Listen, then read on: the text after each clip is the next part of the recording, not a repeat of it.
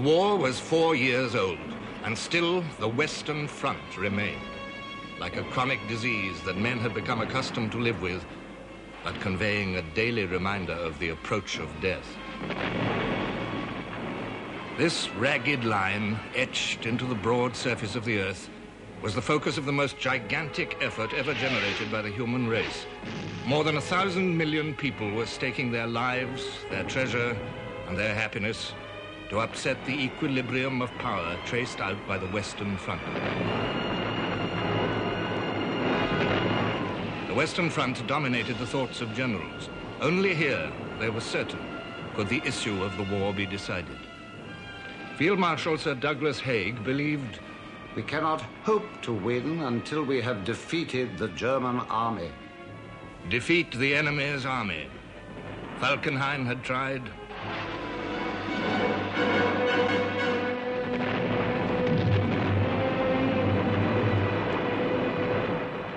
Joffre had tried.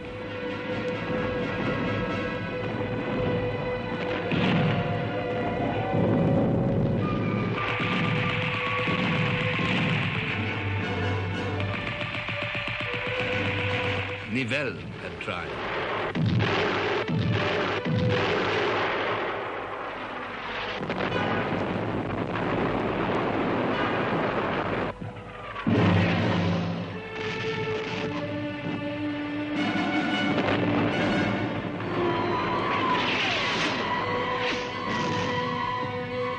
Haig had tried.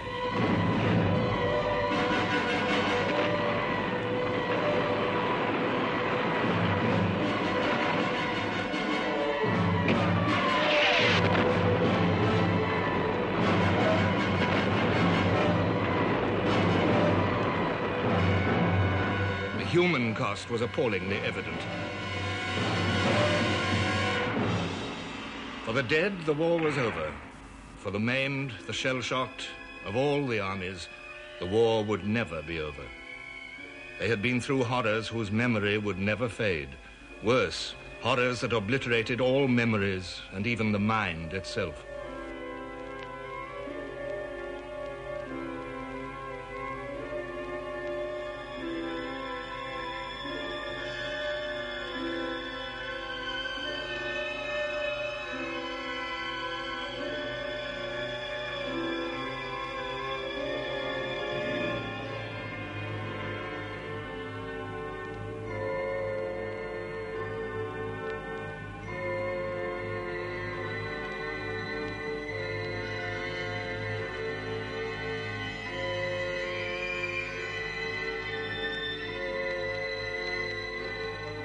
War had made soldiers into children. Children into soldiers.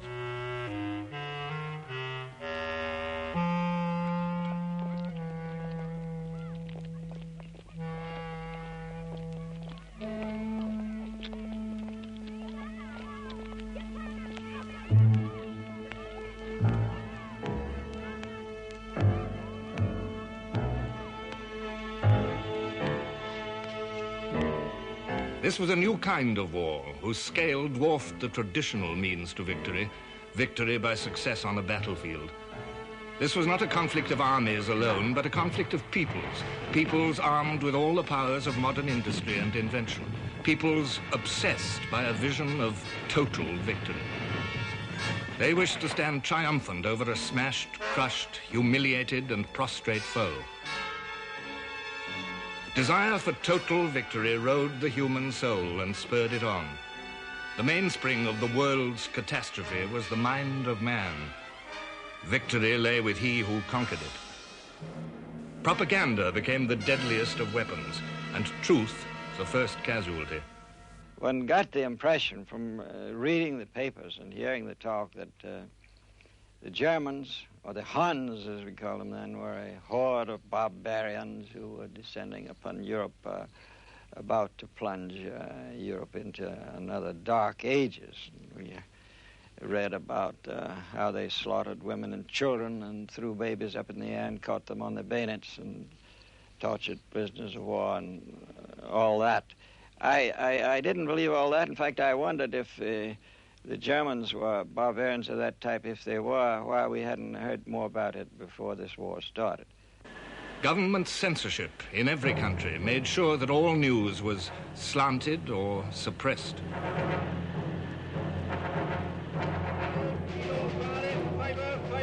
Standard, read all about it. You mean Standard, all the news.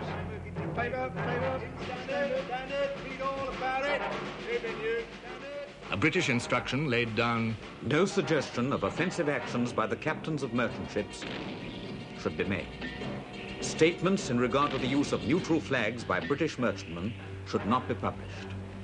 The press are urgently requested to make no mention of the training or use of dogs as messengers with the armies in the field.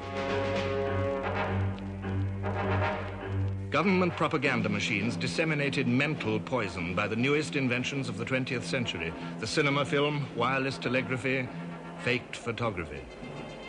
The unchecked, unproven atrocity story was one means by which the hatred was nourished among the home populations. The world was told that the Germans made candle grease and other fats out of human bodies taken from the battlefield to a corpse factory. And such malicious inventions were widely believed.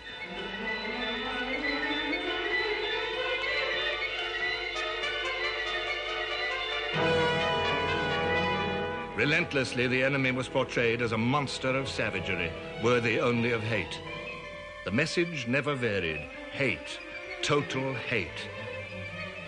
It was total hate that sustained the demand for total victory. What is the war itself but the outcome only of British cunning, British lying, British hypocrisy and cant and treachery? No means can be too unholy to combat this hideous octopus, whose tentacles have too long encircled the peoples of the world. The Huns, vicious in victory, cowardly in defeat, deserve no more consideration than a mad dog or a venomous snake. And it is our duty to humanity to carry death and devastation into the heart of their country. We are out for war. Let it be war to the death.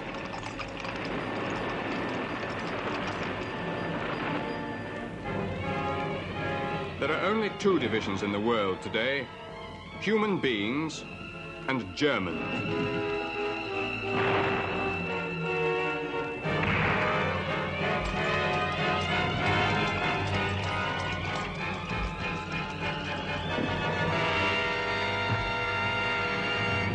The conflict became, for both sides, a holy war to rescue civilization.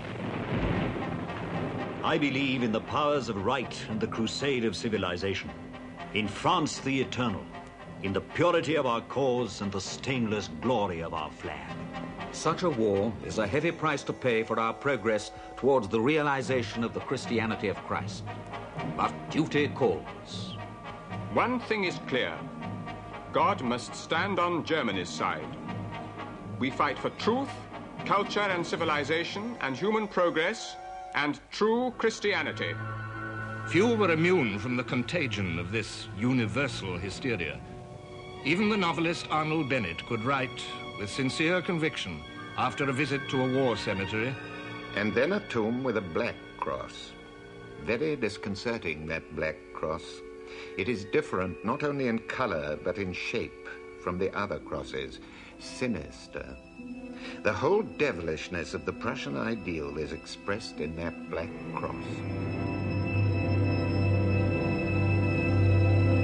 Mercy, truth, and love had died, along with respect for the ancient decencies of civilization. People obediently followed their leaders and accepted without question the harsh requirements of their cause: victory by any means. Now, for the first time, the starvation of whole nations became a weapon of victory. The Allied blockade of Germany was complete. Now the Germans were eating less than half the daily food necessary for health. In 4 years of war, more than 700,000 Germans, men, women, and children, died as a result of the Allied blockade. The young and the weak suffered most. And diet consisted mainly of turnips one day and barley and prunes the next. And then it started again, turnips and barley and prunes. There was no fat. Potatoes were roasted in a little water so that they stuck to the pan. Bread got into a worse and worse state. German bread was made with grass, tree bark, turnips, or even a flour made from dried blood. Coffee was made from walnut shells, tea from raspberry or nettle leaves. There were 7,000 food substitutes in German shops.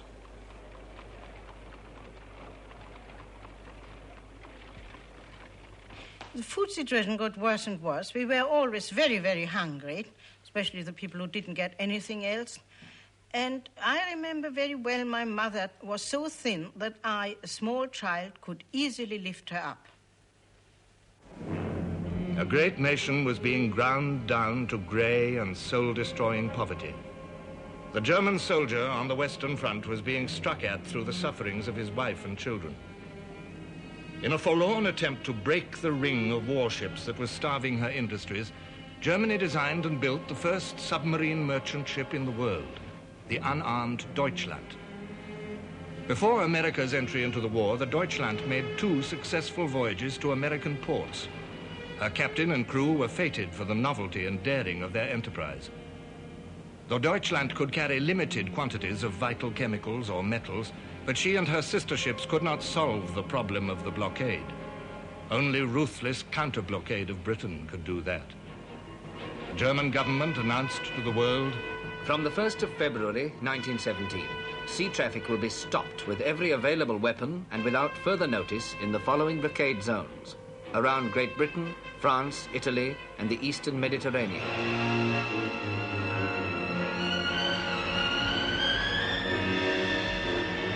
Henceforth, any ship, even neutrals, in these waters would be sunk at sight by German submarines.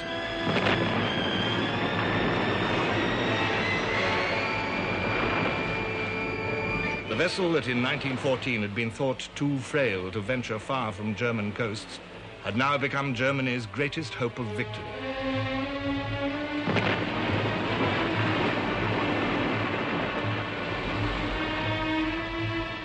The great battle fleets of Britain and Germany were impotent onlookers in this unforeseen struggle at sea.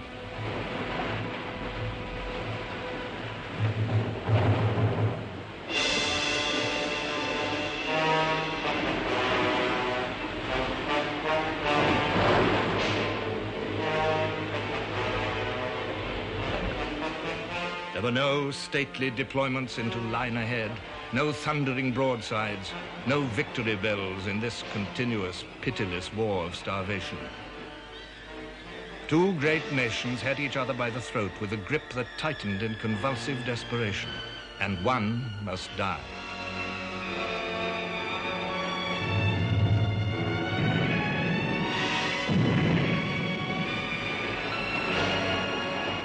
January 1917, 150,000 tons of British shipping lost.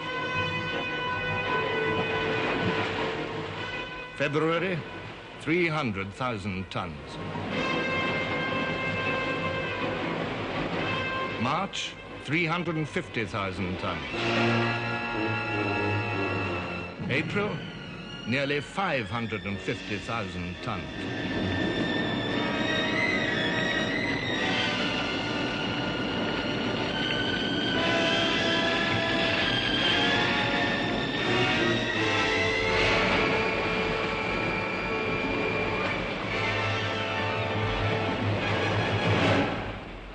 Then, slowly, month by month, the U-boat was mastered.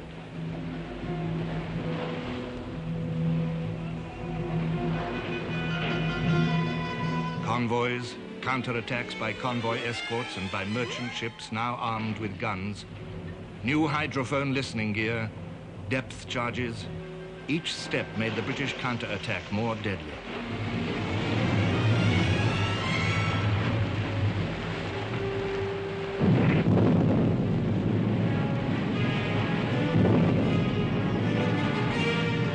Aircraft searched the seas ready to bomb and machine gun.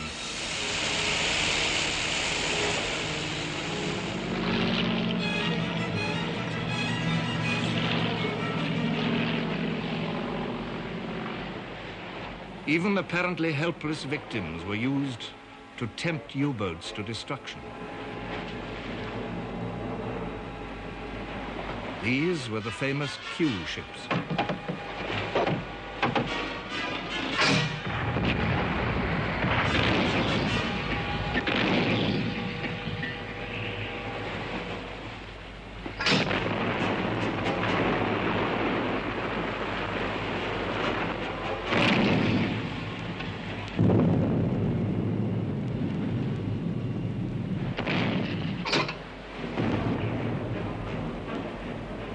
Lloyd George wrote, "It was Britain's grandest struggle at sea, in its magnitude, in its intensity, in the issues that depended upon it. The battle was fought in every ocean and on every trade route. Never were the skill, the daring, and the endurance of British sailors put to so stern a test." The sea war went on. The submarines went still further afield for gain, refilling their tanks with captured oil and their galleys with captured eatables.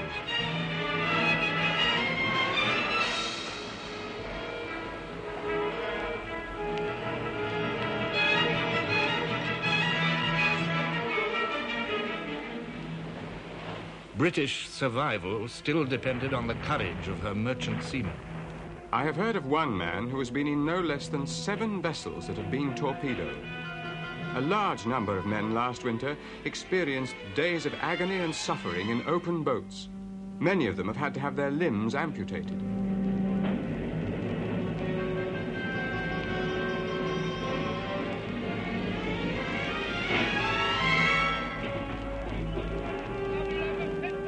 Although the British had averted outright starvation, food became scarcer and scarcer. Compulsory rationing was hateful to British traditions. Instead, the government appealed to the nation to ration itself according to a published weekly scale. 4 pounds of bread or 3 pounds of flour, 2.5 pounds of meat, 3/4 of a pound of sugar. I know that in government circles, deep anxiety prevails. Famine is feared. Stocks of wheat are down to 9 weeks' supply. On the 25th of February 1918, compulsory rationing was at last introduced in London and the home counties. In April, it was extended to the whole of Great Britain. Meat, approximately 2 pounds a week. Sugar and fats, ½ pound each a week. Rationing did not put an end to shortages. I remember going into a shop after not having milk for several days, and they said, if you can produce a baby, you can have some milk. That was out. I went into a butcher's shop to get some meat because we were just beginning to be rationed. And I said, that looks like cat. He said, it is. The fight against food shortages fell upon a nation short of fertilizers, animal feeding stuffs, and above all, labor. In 1917, the Women's Farm Labor Force, over 230,000 of them by 1918, put on their uniforms, and the fight for higher food production was carried into the fields by a new army, the Women's Land Army.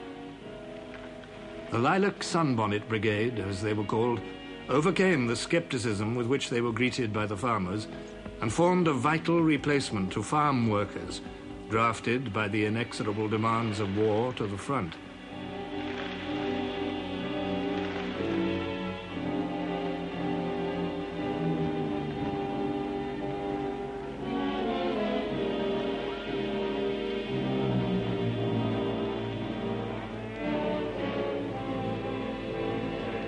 Timber, a vital commodity in a war which demanded more and more for pit props, for ammunition boxes, for huts and billets, for duckboards, for trench works, and for buildings, called for more and more labor.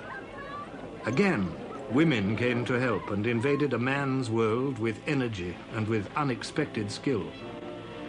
Nations came to accept the breaking down of traditions and firm beliefs, intrusions upon old ways, personal liberties.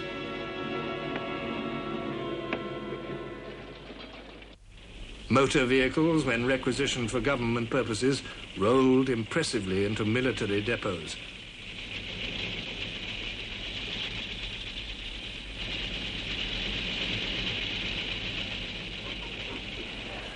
Compulsory rationing, requisition, national control of industry and shipping and railways, conscription, women in work normally done by men, national scientific research, now even Britain, with her traditional dislike of large-scale organization and state direction, had yielded to the shrill imperatives of total war.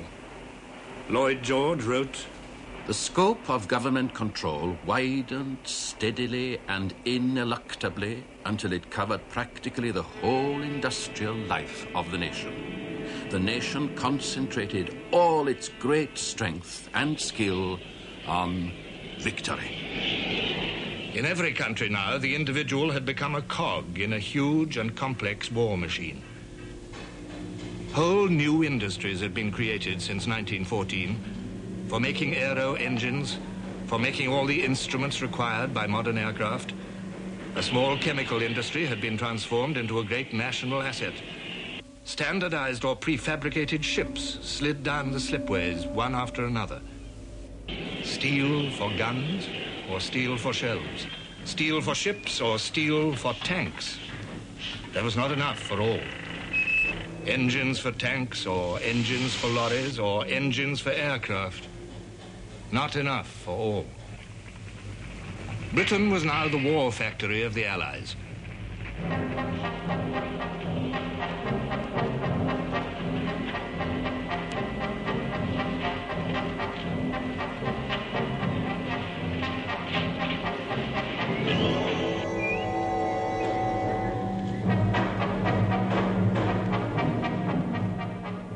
In France, the bloody losses of 4 years had drained the land of fit men.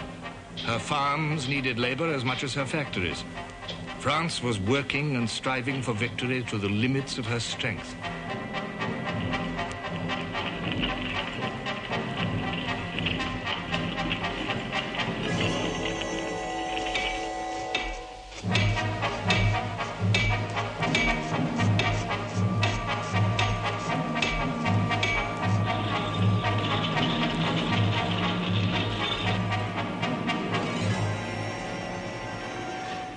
So was Germany.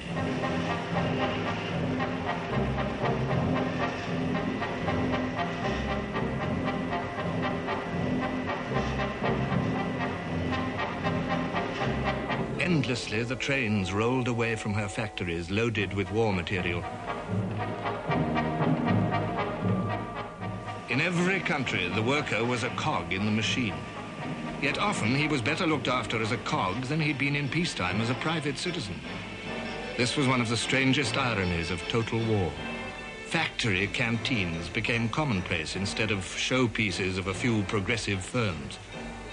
National kitchens or restaurants were set up in industrial areas.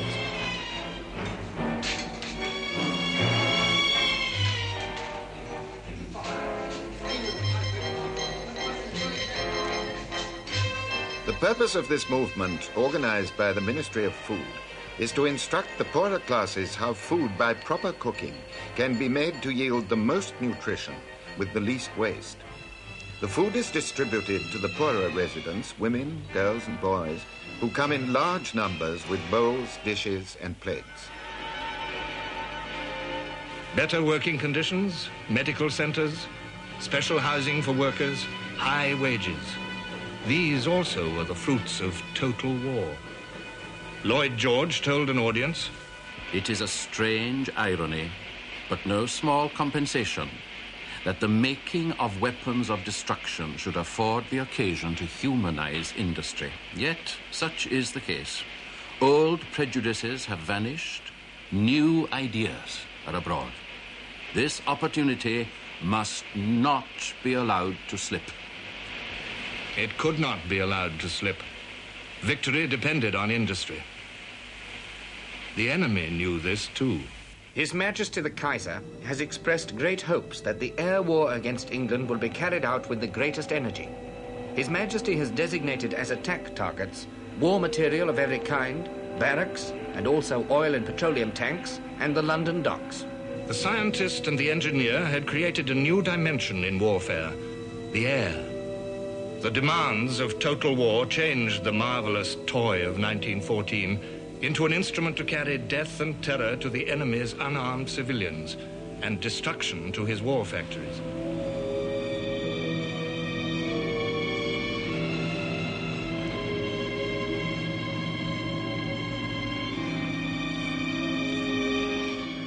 In the autumn of 1916, as many as 14 Zeppelins at a time set out for England. 200,000 cubic feet of hydrogen lifted them. The Zeppelin crews were pioneers in the upper air. Each mission was an epic of danger and endurance. For the attacking aircraft and also for the anti-aircraft guns, a Zeppelin of that size was a sitting target. About over 300 feet long, 50 feet in diameter, at a speed of 60 miles per hour. That was all. It was a very cold affair to go across to England. It was so cold that if you forgot that you didn't wear a glove at a given moment and touched any part of the aluminium structure, you would burn your fingers.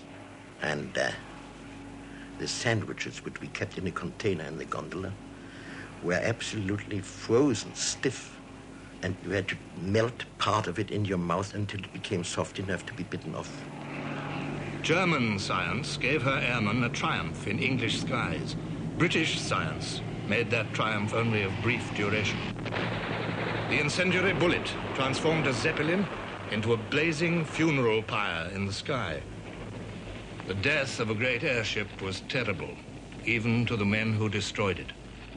I approached it from the stern, about 300 feet below it, and fired 4 drums of explosive ammunition into its stern, which immediately started to light. At the same time as I was doing this, one of the other pilots was flying across the airplane, across the Zeppelin from the top, over the top. And to his horror, he saw a man in the machine gun pit on the top of the Zeppelin run to the side and leap overboard. When I looked up and I saw that this Zeppelin had been picked out by the searchlights. Then there was a small glow which gradually spread the whole length, and afterwards the thing burst into one big conflagration. There was a gasp of, I don't know whether it was abhorrence or whatever it was from the people, very much like the sound that one would get when there's a big firework display. And as it came down, very, very slowly, I heard my mother say, "Oh, those poor men up there." But there was an old Boer War veteran next door who said, "Let 'em frizzle." And so it came gradually down. But someone, I don't know whom, took up, started to sing the Land of Hope and Glory, and it was taken up one after another by the people that were congregated there, until it seemed to, the whole place seemed to be resonant with this singing.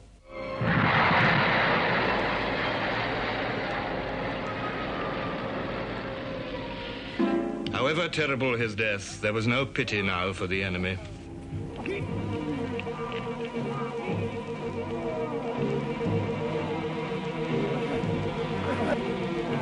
Since an airship raid on London has become impossible, the air service is required to make a raid with Gotha bombers as soon as possible. On June the 13th, 1917, 14 Gothas took off on the first daylight bomber raid on London. Twin-engined aeroplanes, each carrying 1 ton of bombs. Out of science and total war, strategic bombing had been born. Wherever an aircraft could fly was now part of the battlefield. Great cities resounded to the roar of the barrage. Each raid left its tragic human litter. 162 dead and 432 injured in London in June, 54 killed in August. The British public was moved to deep anger.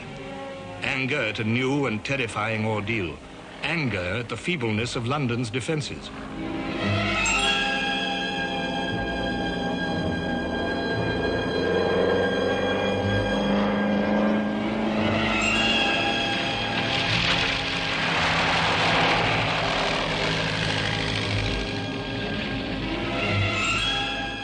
The government reorganized the defences at frantic speed.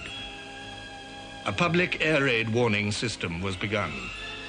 Whistles and the firing of maroons heralded the coming of the Gothas.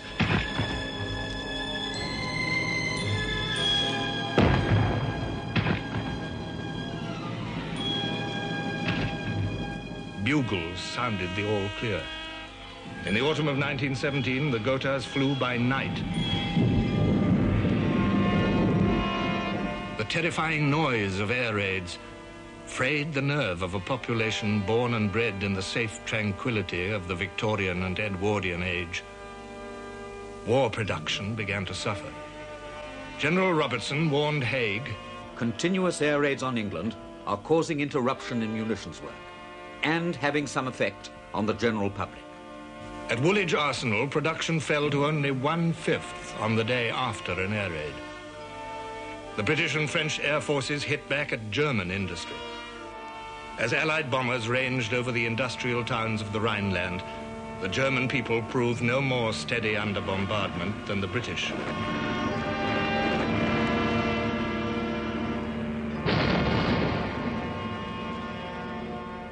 Everybody was frightened. We had to go to the cellar, and we had no electric light in our flat. All clothes had to be put on a chair so that one could dress in no time, as quickly as possible, and rush down to the cellar where the whole house met then. Air raids occurred on cloudless nights mainly, and we heard the planes coming, we heard the anti-aircraft guns, and everybody got more and more frightened. The bombers turned cities into a battlefield strewn with dead or maimed civilians, women, children. There were no non-combatants in a total war. Everyone was drawn in. Everyone was doing their bit. The war was insatiable. The men had marched away in millions and they had died in millions. Now women had to don service uniform. Today we had a unique war pageant of a most inspiring kind. A procession of 3,000 young women, representative of all the branches of war work in which female labor and ability is employed, each section distinguished by its own separate uniform. The Women's Army Auxiliary Corps, the WACS, serve as cooks, typists, telephonists, transport drivers, motorcyclists. Some work in the censor's office, decoding messages in every modern language. The Women's Royal Naval Service, the Wrens, are employed on cleaning torpedoes, signalling, making mine nets, gas masks, depth charges and sails. The Women's Royal Air Force, known as the RAFs, are drivers and fitters on aircraft and airships. Women gained an importance as part of the machinery of victory that they had never enjoyed in their own right. Total war, rather than Mrs. Pankhurst and her suffragettes, gave women the right to vote. The Representation of the People Act of 1918 went even further. Women could now stand for election to Parliament.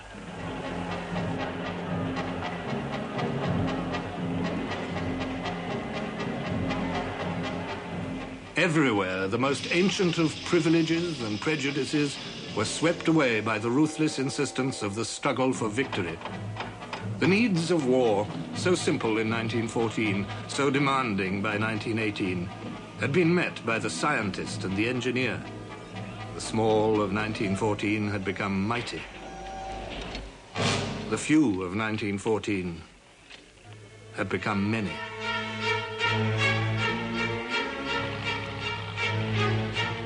The novelties of early days had become vital weapons of war.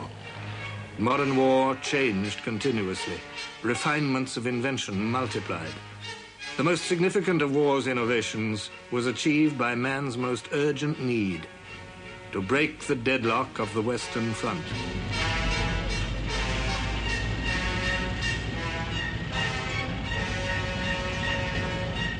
The glowing hatred of the nations put no bounds to the ingenuity and horror of their inventions. Gas that choked was not good enough.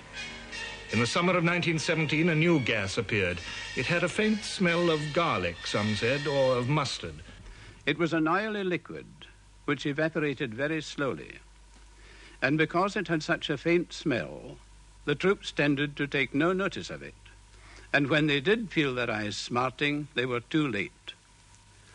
It was a dreadful substance. If they got it on the soles of their boots, it would go through and burn their feet.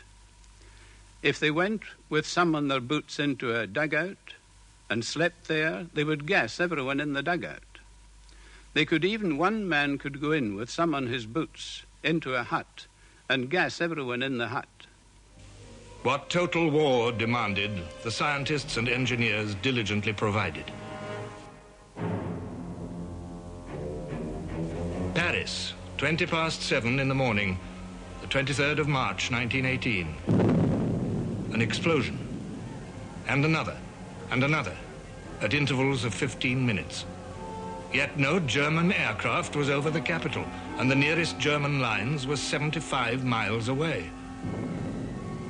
A new fear came to a great city. What had caused these explosions? Rumors, speculations seethed through the streets of Paris. Then the French authorities announced, "The enemy has fired on Paris with a long-range gun. There are about a dozen dead and about 15 wounded." A gun with a range of 75 miles.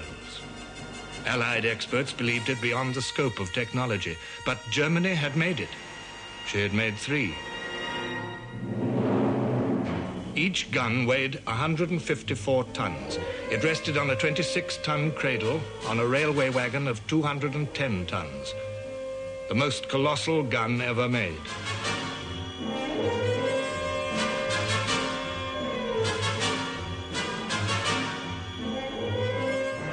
When the huge French railway guns began to counter-bombard the Germans, this war of artillery, this war of technology reached its fantastic climax. The city and the trenches shared the same conflict.